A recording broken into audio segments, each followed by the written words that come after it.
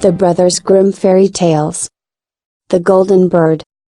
A certain king had a beautiful garden, and in the garden stood a tree which bore golden apples. These apples were always counted, and about the time when they began to grow ripe it was found that every night one of them was gone. The king became very angry at this, and ordered the gardener to keep watch all night under the tree. The gardener set his eldest son to watch, but about 12 o'clock he fell asleep, and in the morning another of the apples was missing. Then the second son was ordered to watch, and at midnight he too fell asleep, and in the morning another apple was gone. Then the third son offered to keep watch, but the gardener at first would not let him, for fear some harm should come to him. However, at last he consented, and the young man laid himself under the tree to watch. As the clock struck 12 he heard a rustling noise in the air, and a bird came flying that was of pure gold, and as it was snapping at one of the apples with its beak, the gardener's son jumped up and shot an arrow at it. But the arrow did the bird no harm, only it dropped a golden feather from its tail, and then flew away. The golden feather was brought to the king in the morning, and all the council was called together. Everyone agreed that it was worth more than all the wealth of the kingdom, but the king said, "One feather is of no use to me, I must have the whole bird." Then the gardener's eldest son set out and thought to find the golden bird very easily, and when he had gone but a little way, he came to a wood. And by the side of the wood he saw a fox sitting, so he took his bow and made ready to shoot at it. Then the fox said, "Do not shoot me, for I will give you good counsel. I know what your business is, and that you want to find the golden bird. You will reach a village in the evening, and when you get there, you will see two inns opposite to each other, one of which is very pleasant and beautiful to look at. Go not in there, but rest for the night in the other, though it may appear to you to be very poor and mean." But the son thought to himself, "What can such a beast as this know about the matter?" So he shot his arrow at the fox, but he missed it, and it set up its tail above its back and ran into the wood. Then he went his way, and in the evening came to the village where the two inns were, and in one of these were people singing, and dancing, and feasting, but the other looked very dirty, and poor. "I should be very silly," said he, "if I went to that shabby house, and left this charming place." So he went into the smart house, and ate and drank at his ease, and forgot the bird, and his country too. Time passed on, and as the eldest son did not come back, and no tidings were heard of him, the second son set out, and the same thing happened to him. He met the fox, who gave him the good advice, but when he came to the two inns, his eldest brother was standing at the window where the merrymaking was, and called to him to come in, and he could not withstand the temptation, but went in, and forgot the golden bird and his country in the same manner. Time passed on again, and the youngest son too wished to set out into the wide world to seek for the golden bird, but his father would not listen to it for a long while, for he was very fond of his son, and was afraid that some ill luck might happen to him also, and prevent his coming back. However, at last it was agreed he should go, for he would not rest at home, and as he came to the wood, he met the fox, and heard the same good counsel. But he was thankful to the fox, and did not attempt his life as his brothers had done, so the fox said, "Sit upon my tail, and you will travel faster." So he sat down, and the fox began to run, and away they went over stock and stone so quick that their hair whistled in the wind. When they came to the village, the son followed the fox's counsel, and without looking about him went to the shabby inn and rested there all night at his ease. In the morning came the fox again and met him as he was beginning his journey, and said, "Go straight forward, till you come to a castle, before which lie a whole troop of soldiers fast asleep and snoring. Take no notice of them, but go into the castle and pass on and on till you come to a room, where the golden bird sits in a wooden cage. Close by it stands a beautiful golden cage, but do not try to take the bird out of the shabby cage and put it into the handsome one, otherwise you will repent it. Then the fox stretched out his tail again, and the young man set himself down, and away they went over stock and stone till their hair whistled in the wind. Before the castle gate all was as the fox had said, so the son went in and found the chamber where the golden bird hung in a wooden cage, and below stood the golden cage, and the 3 golden apples that had been lost were lying close by it. Then thought he to himself, it will be a very droll thing to bring away such a fine bird in this shabby cage, so he opened the door and took hold of it and put it into the golden cage. But the bird set up such a loud scream that all the soldiers awoke, and they took him prisoner and carried him before the king. The next morning the court sat to judge him, and when all was heard, it sentenced him to die, unless he should bring the king the golden horse which could run as swiftly as the wind, and if he did this, he was to have the golden bird given him for his own. So he set out once more on his journey, sighing, and in great despair, when on a sudden his friend the fox met him, and said, "You see now what has happened on account of your not listening to my counsel. I will still, however, tell you how to find the golden horse, if you will do as I bid you. You must go straight on till you come to the castle where the horse stands in his stall, by his side will lie the groom fast asleep and snoring. Take away the horse quietly, but be sure to put the old leathern saddle upon him, and not the golden one that is close by it." Then the son sat down on the fox's tail, and away they went over stock and stone till their hair whistled in the wind. All went right, and the groom lay snoring with his hand upon the golden saddle.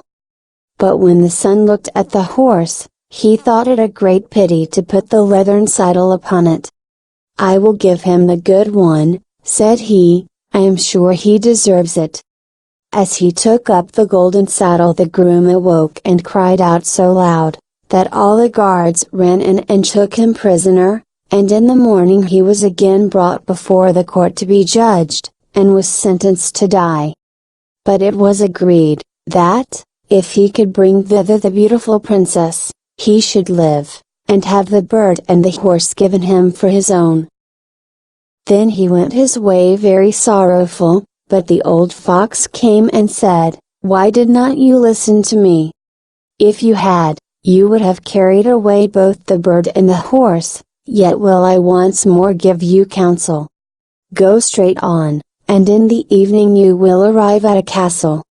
At 12 o'clock at night the princess goes to the bathing house, go up to her and give her a kiss, and she will let you lead her away, but take care you do not suffer her to go and take leave of her father and mother."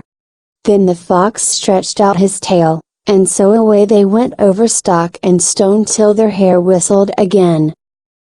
As they came to the castle, all was as the fox had said, and at 12 o'clock the young man met the princess going to the bath and gave her the kiss, and she agreed to run away with him, but begged with many tears that he would let her take leave of her father.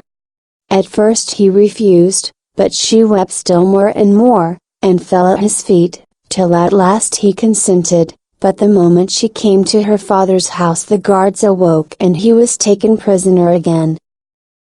Then he was brought before the king, and the king said, "You shall never have my daughter unless in 8 days you dig away the hill that stops the view from my window." Now this hill was so big that the whole world could not take it away, and when he had worked for 7 days, and had done very little, the fox came and said, "Lie down and go to sleep, I will work for you." And in the morning he awoke and the hill was gone, so he went merrily to the king, and told him that now that it was removed he must give him the princess. Then the king was obliged to keep his word, and away went the young man and the princess, and the fox came and said to him, "We will have all three, the princess, the horse, and the bird." "Ah!" said the young man, "that would be a great thing, but how can you contrive it?" "If you will only listen," said the fox, "it can be done. When you come to the king, and he asks for the beautiful princess, you must say, 'Here she is.' Then he will be very joyful, and you will mount the golden horse that they are to give you, and put out your hand to take leave of them, but shake hands with the princess last. Then lift her quickly onto the horse behind you, clap your spurs to his side, and gallop away as fast as you can." All went right. Then the fox said, "When you come to the castle where the bird is, I will stay with the princess at the door, and you will ride in and speak to the king, and when he sees that it is the right horse, he will bring out the bird, but you must sit still, and say that you want to look at it, to see whether it is the true golden bird, and when you get it into your hand, ride away." This, too, happened as the fox said. They carried off the bird, the princess mounted again, and they rode on to a great wood. Then the fox came, and said, "Pray kill me, and cut off my head and my feet." But the young man refused to do it, so the fox said, "I will at any rate give you good counsel, beware of two things, ransom no one from the gallows, and sit down by the side of no river." Then away he went. "Well," thought the young man, "it is no hard matter to keep that advice." He rode on with the princess, till at last he came to the village where he had left his two brothers. And there he heard a great noise and uproar, and when he asked what was the matter, the people said, "Two men are going to be hanged." As he came nearer, he saw that the two men were his brothers, who had turned robbers, so he said, "Cannot they in any way be saved?" But the people said no, unless he would bestow all his money upon the rascals and buy their liberty. Then he did not stay to think about the matter, but paid what was asked, and his brothers were given up, and went on with him towards their home. And as they came to the wood where the fox first met them, it was so cool and pleasant that the two brothers said, "Let us sit down by the side of the river, and rest a while, to eat and drink." So he said, "Yes," and forgot the fox's counsel, and sat down on the side of the river, and while he suspected nothing, they came behind, and threw him down the bank, and took the princess, the horse, and the bird, and went home to the king their master, and said, "All this have we won by our labor." Then there was great rejoicing made, but the horse would not eat, the bird would not sing, and the princess wept. The youngest son fell to the bottom of the river's bed. Luckily it was nearly dry, but his bones were almost broken, and the bank was so steep that he could find no way to get out. Then the old fox came once more, and scolded him for not following his advice, otherwise no evil would have befallen him. "Yet," said he, "I cannot leave you here, so lay hold of my tail and hold fast." Then he pulled him out of the river, and said to him, as he got upon the bank, "Your brothers have set watch to kill you, if they find you in the kingdom." So he dressed himself as a poor man, and came secretly to the king's court, and was scarcely within the doors when the horse began to eat, and the bird to sing, and the princess left off weeping. Then he went to the king, and told him all his brothers' roguery, and they were seized and punished, and he had the princess given to him again, and after the king's death he was heir to his kingdom. A long while after, he went to walk one day in the wood, and the old fox met him, and besought him with tears in his eyes to kill him, and cut off his head and feet. And at last he did so, and in a moment the fox was changed into a man, and turned out to be the brother of the princess, who had been lost a great many years. The end.